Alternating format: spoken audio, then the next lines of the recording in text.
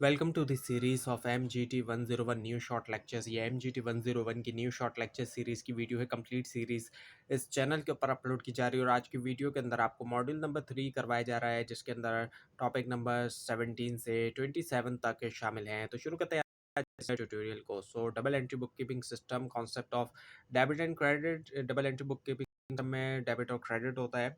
So accounting carries unique alphabets, these are two in count. Accounting जो है एक language है, जैसा कि आपको मालूम होगा। अकाउंटिंग को लैंग्वेज ऑफ बिजनेस जो है वो कहा जाता है और इसके जो है वो दो जो यूनिक अल्फ़ाबेट्स होते हैं, डेबिट और क्रेडिट। ये दोनों जो लैटिन से लातीनी ज़बान से आए, क्योंकि इंग्लिश में बहुत से अल्फाज जो है वो लातीनी ज़बान से आए हैं, इसी वजह से तो डेबिट और क्रेडिट भी लातीनी ज़बान से आए और इनको लैटिन ज़बान में ऐसे लिखा जाता है कि DEBERE और क्रेडिट को CREDERE।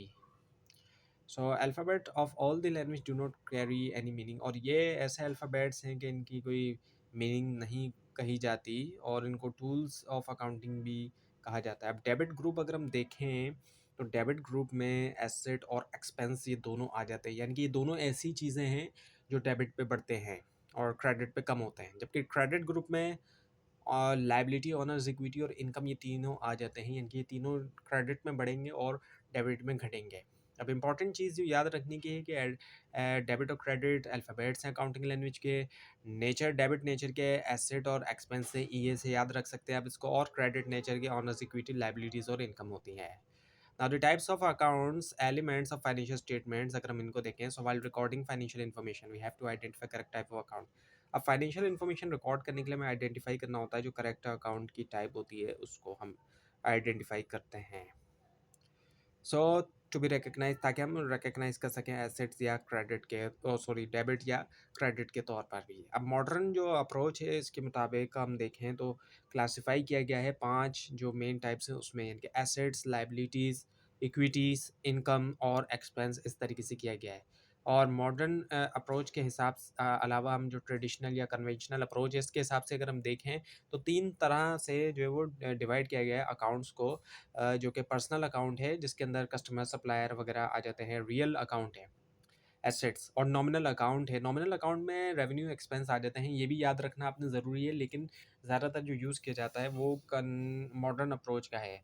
कन्वेंशनल अप्रोच में से नॉमिनल अकाउंट वगैरह की कुछ एंट्रीज़ वगैरह ज़रूर बनाई जाती हैं, लेकिन जो अप्रोच यूज़ की जाती है वो मॉडर्न अप्रोच यूज़ की जाती है। सो इसमें 5 टाइप के 5 तरह के अकाउंट्स होते हैं, जबकि कन्वेंशनल में सिर्फ 3 तरह के होते हैं। सो ईज़ी भी है मॉडर्न अप्रोच, क्योंकि इसमें डेबिट और क्रेडिट को समझना आसान होता है इस वजह से भी। सो double entry book keeping system हम देखें एनालाइजिंग डेबिट और क्रेडिट को करते हुए, तो अब पीछे तो ये बात आपको बताई जा चुकी है, ये वही चीज़ यहाँ पे बताई जा रही है कि जो चीज़ डेबिट ग्रुप की हैं उसमें एसेट्स और एक्सपेंसेस आ जाता है, ये दोनों डेबिट पे बढ़ेंगे, क्रेडिट पे घटेंगे। और इसके अलावा क्रेडिट ग्रुप की जो चीज़ें होती हैं उसमें इक्विटी, लायबिलिटी और इनकम आ जाती है, ये क्रेडिट पे बढ़ती है और डेबिट पे घटती है। सो इंक्रीज़ होना एक एसेट या एक्सपेंस के अंदर वो डेबिट करेंगे हैं, डिक्रीज़ होना एसेट या एक्सपेंस पे उसको क्रेडिट किया जाएगा। इंक्रीज़ होना इक्विटी, लायबिलिटी या इनकम का क्रेडिट करेंगे, डिक्रीज़ होना इक्विटी, लायबिलिटी या इनकम का डेबिट हम उसको करते हैं।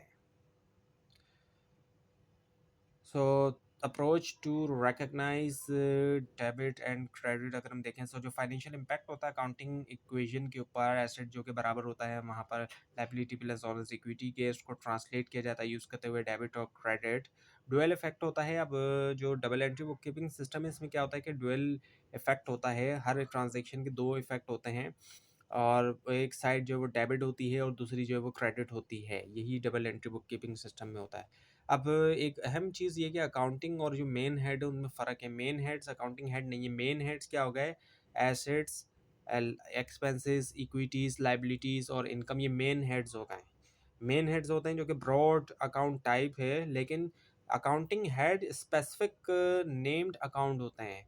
ये स्पेसिफिक चीज़ों के बारे में होते हैं, जैसे कि कैश हो गया, अकाउंट्स पेबल हो गया, रेंट एक्सपेंस हो गई, ये तमाम जो है जब हम इसके स्पेसिफिक चीज़ की बात करें, अब एसेट्स के अंदर कई सारे स्पेसिफिक जो है वो अकाउंटिंग हेड्स हमें मिल जाते हैं, जैसे कि लैंड, बिल्डिंग, मशीनरी, फर्नीचर, ये सारी चीज़ें। इसी तरह एक्सपेंस के अंदर भी, ऑनर्स इक्विटी में भी, लाइबिलिटी में। तो मेन हेड और अकाउंटिंग हेड ये दोनों फ़र्क हैं। अकाउंटिंग हेड जो है स्पेसिफिक हैं, और कई सारे हैं, जबकि मेन हेड्स जो है वो जनरली तौर पे वो 5 हैं। सो डेबिट और क्रेडिट की कोई लिटरल मीनिंग नहीं है, और each account involve in financial transaction analyse for debit recognising debit and credit. Her account जो कि इन्वॉल्व होता है फाइनेंशियल ट्रांजेक्शन में, इंफॉर्मेशन में, उसको एनालाइज किया जाता है रिकग्नाइज करने के लिए डेबिट और credit. So always identify two accounting heads in the accounting phenomena. हमेशा आइडेंटिफाई करें दो अकाउंटिंग हेड एक अकाउंटिंग फिनोमेना में, एंड बोथ अकाउंटिंग हेड्स में बिलोंग टू वन अकाउंट। दोनों जो अकाउंटिंग हेड होते हैं वो बिलोंग कर सकते हैं एक हेड से या दो डिफरेंट मेन हेड से भी। Now the double entry book keeping system.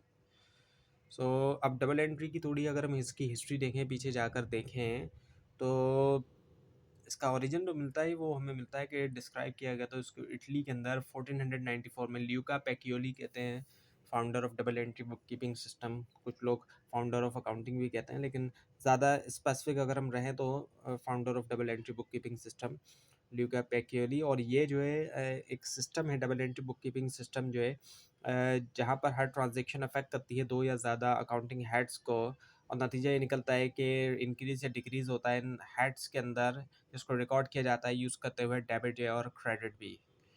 So now the important tips to remember ये कि sum of debit always equals to sum of credit. हमेशा डेबिट का सम क्रेडिट के सम के बराबर होगा। And for purchase of goods, जब हम गुड्स खरीद रहे हैं, ऐसा सामान जो बेचने के लिए हम खरीद रहे हैं, तो उसके लिए परचेजेस यूज़ करेंगे, हम परचेजेस लिखेंगे एंट्रीज में, और उसको हम डेबिट करेंगे अकाउंटिंग हेड के अंदर। जब हम बेच रहे हैं सामान कारोबार के अंदर, तो ऐसी सिचुएशन में हम सेल्स को हम लिखेंगे और सेल्स को हम क्रेडिट कर देंगे।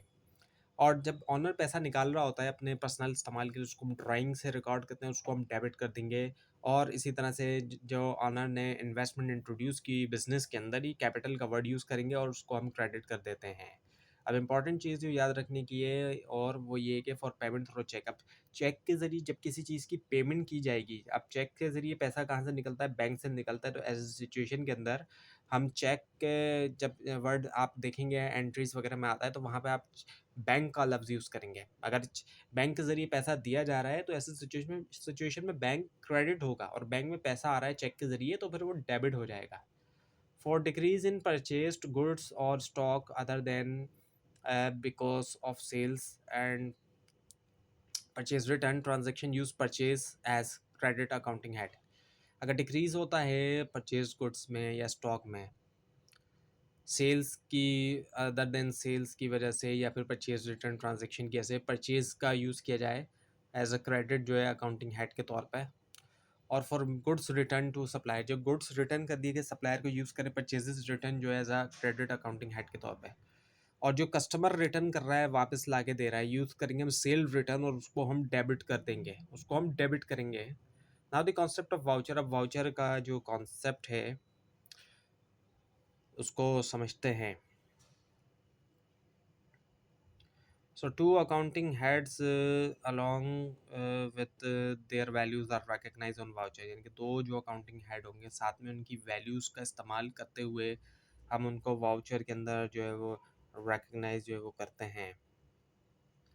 और it is an internal document. अब ये एक अंदरूनी अंदर का और किसी भी ऑर्गेनाइजेशन का होता है, और इसको विटनेस के तौर पर रखा जाता है कि ट्रांजैक्शन कंप्लीट भी है और वेरीफाई भी है, और ये बहुत इंपॉर्टेंट डॉक्यूमेंट होता है। And it is supported by needful document authorise by appropriate signature. इसको सपोर्ट किया जाता है जो ज़रूरी डॉक्यूमेंट होते हैं दूसरे, और एक अथॉरिटी इसको ऑथोराइज़ किया जाता है, सही जो सिग्नेचर होते हैं, एक अथॉरिटी के जो सिग्नेचर होते हैं वो इस पे होते हैं। सिग्नेचर की वजह से पता चलता है जैसे कि ये सही है, मतलब वाउचर जो है वो कोई जाली नहीं है, किसी ने नहीं बनाया, यानी कि ऐसा नहीं है। अब वाउचर्स भी मुख्तलिफ़ तरह के होते हैं। जर्नल वाउचर्स होते हैं, नन कैश या नन बैंक वगैरह एंट्रीज के लिए भी बनाए जाते हैं। पेटी कैश वाउचर होते हैं जो कि छोटी कैश पेमेंट के लिए इस्तेमाल किया जाता है। कैश रिसीट या कैश पेमेंट होते हैं जो कि कैश इन हैंड ट्रांजैक्शंस के लिए होते हैं। बैंक रिसीट या बैंक पेमेंट वाउचर भी होते हैं ट्रांजैक्शन जिसमें बैंक अकाउंट शामिल होता है, चेक्स हो गए या ट्रांसफ़र वगैरह हो गए। गिफ्ट वाउचर भी आ जाता है। अ, वैसे तो ये ज़्यादा जो है कमर्शियल डॉक्यूमेंट होता है ये, लेकिन ये यूज़ किया जा सकता है इंटरनली प्रोसेस करने के लिए एक्सपेंस या लाइबिलिटीज़ भी। नाउ द इम्पॉर्टेंट टिप्स जो याद रखने के एक है, वाउचर जो है द फर्स्ट डॉक्यूमेंट, ये पहला डॉक्यूमेंट होता है जो कि प्रिपेयर करता है अकाउंट डॉक्यूमेंट जो एक एंटिटी का, ताकि स्टार्ट करे अकाउंटिंग प्रोसेस। सबसे पहला जो डॉक्यूमेंट बनता है यानी कि अकाउंट्स डिपार्टमेंट के अंदर, जितनी जहाँ भी किसी भी ऑर्गेनाइजेशन में अकाउंट्स डिपार्टमेंट में, तो वो वाउचर ही बनता है। और आप देखते हैं कि मुख्तलिफ तरह के वाउचर मुख्तलिफ ऑर्गेनाइजेशन में होते हैं। इवन कि ऐसी ऑर्गेनाइजेशन जहाँ पर प्रॉपर अकाउंटिंग नहीं भी होती, प्रॉपर जो है वो जैसे कि जनरल जर्नल या लेजर वगैरह ये सारी चीज़ें नहीं भी बनती, फाइनेंशियल स्टेटमेंट्स भी नहीं बनते, ऐसी ऑर्गेनाइजेशन में भी वाउचर्स बन रहे होते हैं। सो इस ये एक डॉक्यूमेंट्री एविडेंस होता है, एक डॉक्यूमेंट्स की फॉर्म के अंदर एक एविडेंस होता है, एक प्रूफ होता है, और कि ट्रांजैक्शन कंप्लीट हो गई है, वेरीफाई हुई है, और उस पर सिग्नेचर बकायदा होते हैं। सो now the complete concept of source document. अब जो सोर्स डॉक्यूमेंट्स होते हैं वो अगर हम उनको देखते हैं तो उसमें कौन कौन से होते हैं हमारे पास। तो सेल्स को अगर हम देखें, इसका जो सोर्स डॉक्यूमेंट होगा वो इनवॉइस जो कि इशू की गई सेल्स ऑफ गुड्स या फिर सर्विस ऑन अकाउंट्स के अगेंस्ट जो इनवॉइस इशू की गई, जो सेल्स हुई है। ज़ाहिर बात है जब सेल्स होती है तो फिर उससे इनकम आती है। परचेजेस कोई ख़रीदी हमने, इसमें इनवॉइस हमें रिसीव हो गई। हम कोई चीज़ बेचेंगे तो इनवॉइस इशू हम करेंगे, लेकिन जब हमने कोई चीज़ ख़रीदी इनवॉइस हमें रिसीव हुई, जो भी हमने ख़रीदा है गुड्स या सर्विस वगैरह उसके अगेंस्ट। सेल्स रिटर्न की अगर हम बात करें, जो बेचा वो वापस आ गया, तो क्रेडिट नोट बनाया जाता है उसके लिए। क्रेडिट नोट जब एक्सेप्ट कर लिया गुड्स जो कि रिटर्न किए कस्टमर ने, तो एक क्रेडिट नोट इशू किया जाता है। और परचेज रिटर्न अगर है तो फिर डेबिट नोट इशू किया जाएगा। कैश रिसीव्ड अगर मिला है हमें, कैश रिसीव्ड, तो कैश मेमो या रिसिप्ट भी बना सकते हैं कैश रिसीव करने के ऊपर। और कैश पे किया गया तो उसके लिए भी कैश मेमो या रिसीप्ट इशूड, सॉरी रिसिप्ट जो रिसीव्ड की जाती है। अच्छा, वहाँ पर हम इशू कर रहे होते हैं, जब कैश रिसीव हुआ हमें तो कैश मेमो हम इशू कर रहे होते हैं, लेकिन जब कैश पेड किया तो कैश मेमो हम रिसीव कर रहे होते हैं। और लीजेस या रेंटल वगैरह के अंदर होता है कि लीज है या रेंट है, इसका ऐसी सिचुएशन है तो एग्रीमेंट जो है साइन किया जाता है पार्टीज जो कि लीज करने के लिए होती हैं, या फिर कोई दूसरा कॉन्ट्रैक्ट होता है तो एग्रीमेंट या कोई दूसरा कॉन्ट्रैक्ट वगैरह होता है। इसके अलावा स्टाफ की सैलरीज देते हैं तो पेरोल शीट होती है, एक शीट होती है पेरोल शीट के नाम से। और यूटिलिटी बिल होते हैं जैसे कि इलेक्ट्रिसिटी वगैरह का मीटर बिल होते हैं इसमें, या इनवॉइसेस के अंदर बिल भी आते हैं या फिर इनवॉइसेस भी होती हैं। तो अब अगर हम इनवॉइस को देखें तो एक क्या है, ये एक सोर्स डॉक्यूमेंट होता है।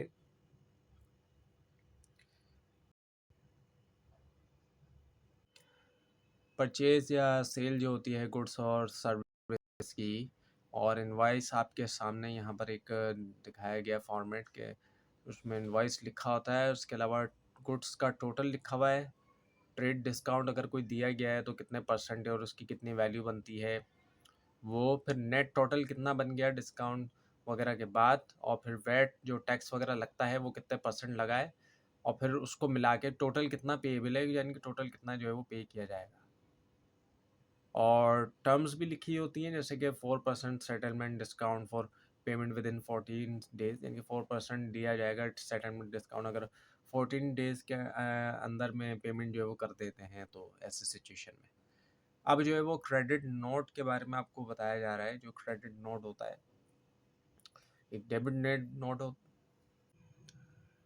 तो इसका जो फ्लो देखें हम क्रेडिट नोट का, तो ये इशू किया जाता है सेलर की तरफ से, और जो बायर होता है वो इसको रिसीव करता है। Credit note typically issue seller करता है बायर को एक्नॉलेज करने के लिए कि रिडक्शन आ गई जो अमाउंट वो ओ करता है, यानी कि जिसका वो मकरूज़ है, और इसी वजह से क्योंकि उसने बायर ने गुड्स को सामान को जो है वो रिटर्न किया है इस वजह से।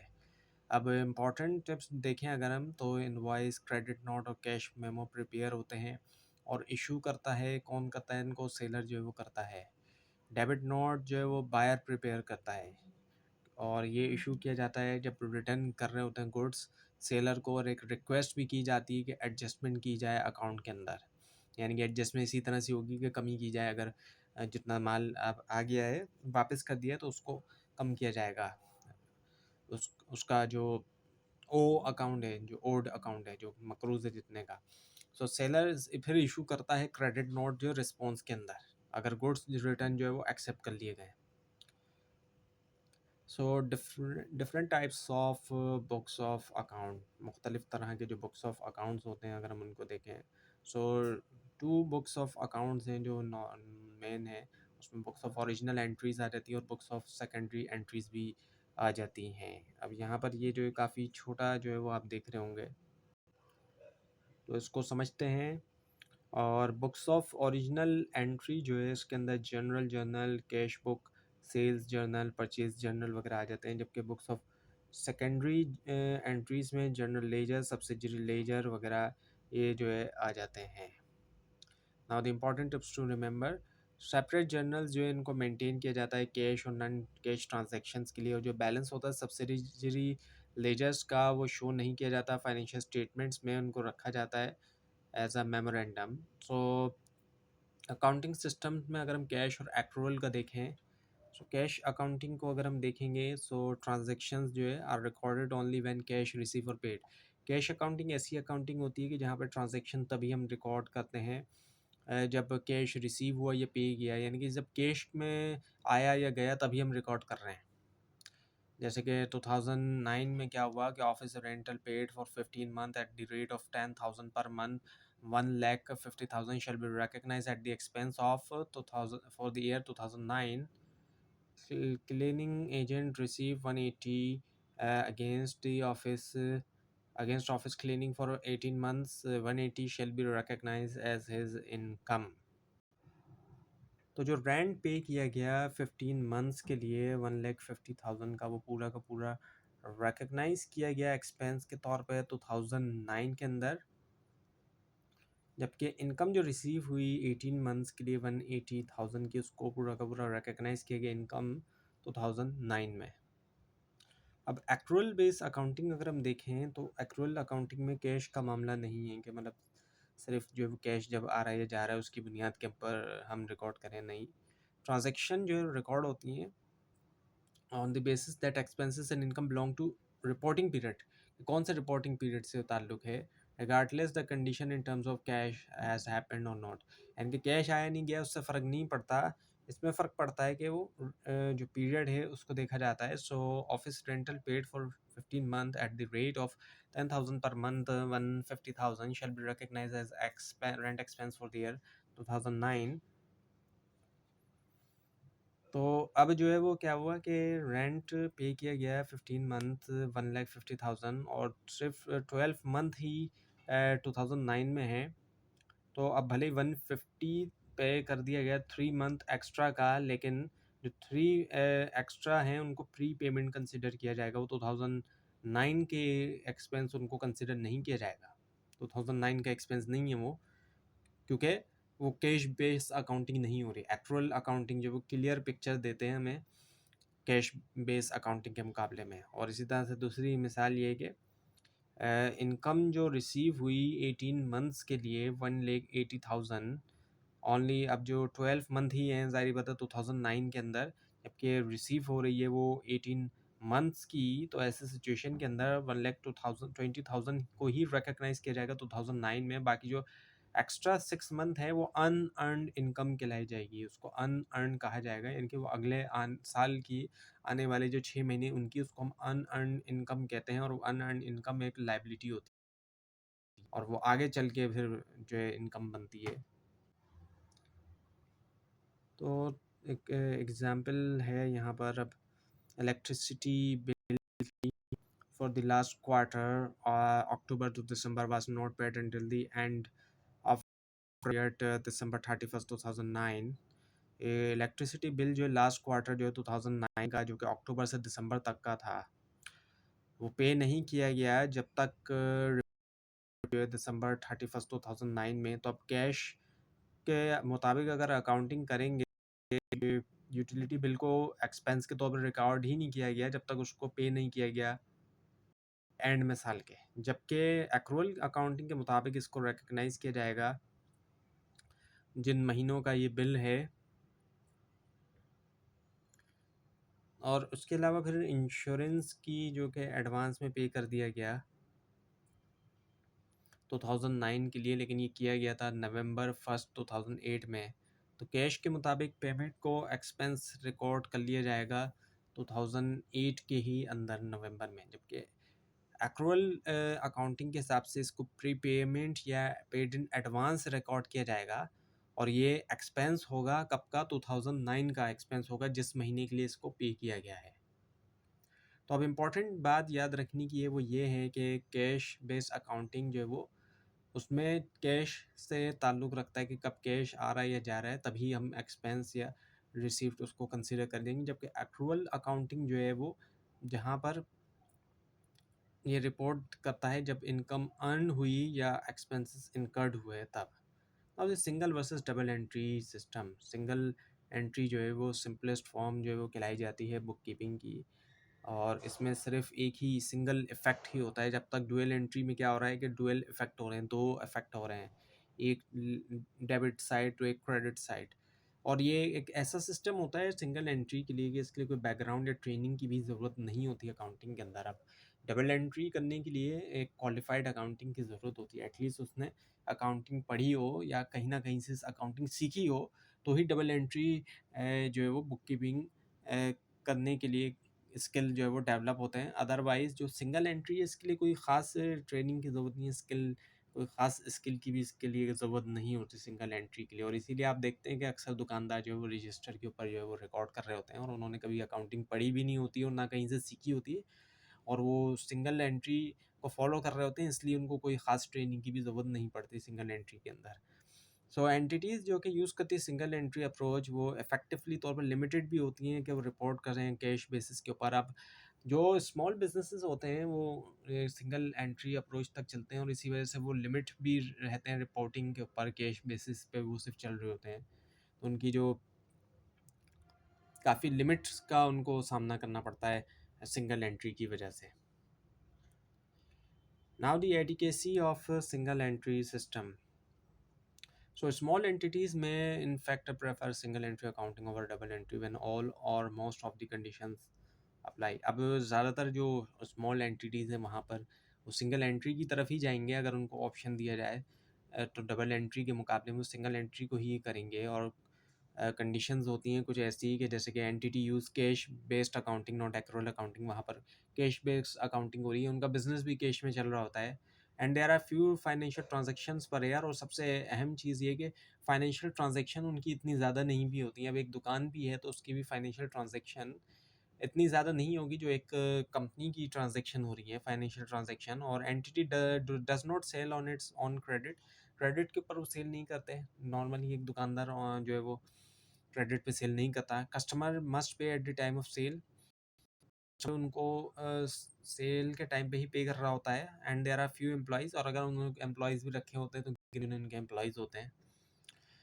एंटिटी इज़ प्राइवेटली हेल्ड और operate as a sole proprietorship और पार्टनरशिप। और इस तरह के जो छोटे बिजनेस होते हैं ज़्यादातर हम देखते हैं कि या तो किसी एक ही ऑनर के होते हैं, सॉल प्रोप्राइटर होता है, एक ही ओनर होता है, कभी तो वो चला रहा होता है, या एक आध उसने अपना कोई एम्प्लॉय रखा होता है, या फिर पार्टनरशिप होता है। ऐसा होता है दो तीन लोग मिले हुए हैं, दो भाई मिले हुए हैं, या दोस्त वगैरह मिलके जो है वो पार्टनरशिप के तौर पे ये बिज़नेस जो है वो चला रहे होते हैं। अब इम्पॉर्टेंट जो टिप्स हैं याद रखने की वो ये है कि any system that falls short of complete double entry approach is single entry. अब ऐसा सिस्टम जो कि कंप्लीट नहीं कर रहा है जो चीज़ें होती हैं मुकम्मल डबल एंट्री में, तो ऐसा सिस्टम सिंगल एंट्री होता है। It is a defective double entry systems को एक हम कह सकते हैं कि डिफेक्टिव किस्म का डबल एंट्री सिस्टम है। तो ये था आज का लेसन। आपको इस बारे में कोई क्वेश्चन और इसमें कोई मिस्टेक भी दिखाई दे ज़रूर हाईलाइट कीजिए, और इस पूरी सीरीज़ को देखने के लिए और फाइनल टर्म की प्रिपरेशन के लिए इस चैनल को सब्सक्राइब कीजिए, बेल आइकन के ऊपर क्लिक कीजिए। Thanks for watching this video and best of luck.